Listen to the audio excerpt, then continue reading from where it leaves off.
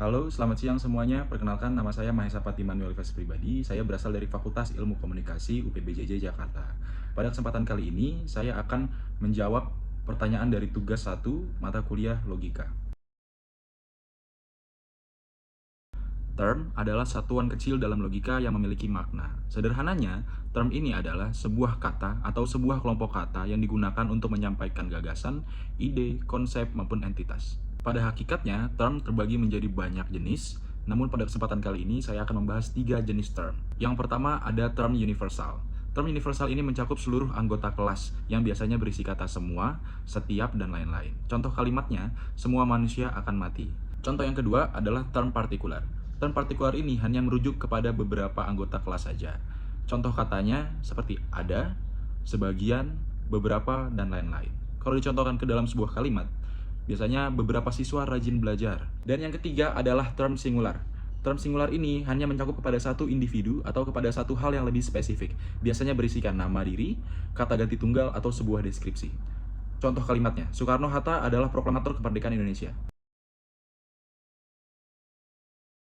Logical fallacy atau sesat berpikir. Sesat pikir atau logical fallacy adalah kesalahan dalam penalaran yang membuat suatu argumen menjadi lemah atau tidak valid.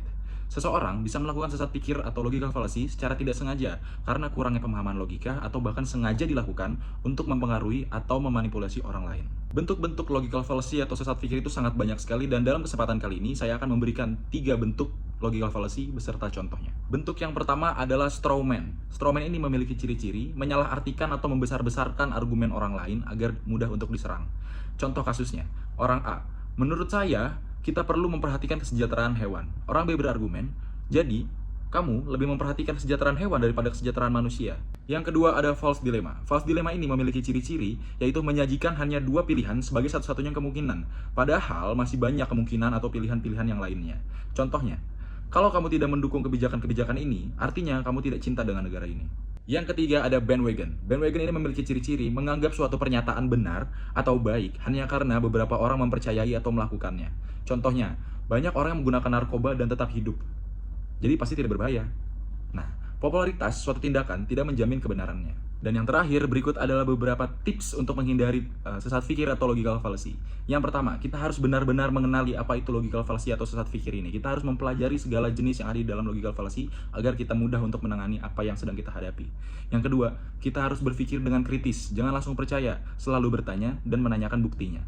Yang ketiga, kita harus mengecek asumsi. Pastikan asumsi yang mendasari argumen tersebut valid. Selanjutnya, kita harus mengandalkan emosi kita. Kita harus mengutamakan logika dan fakta, bukan perasaan kita pribadi. Selanjutnya, kita harus menghindari dikotomi palsu. Kita harus menyadari adanya lebih dari 2 pilihan. Selanjutnya, kita harus berpikir dengan perlahan, jangan terburu-buru untuk membuat sebuah kesimpulan. Selanjutnya, kita harus fokus terhadap argumennya. Hindari menyerang lawan secara personal, jadi kita harus fokus terhadap argumennya. Yang selanjutnya, kita harus terbuka, bersedia mengubah pandangan kita jika terbukti argumen tersebut valid. Dan yang terakhir, kita harus meminta umpan balik. Biarkan orang lain itu menganalisis atau meninjau argumen yang kita berikan.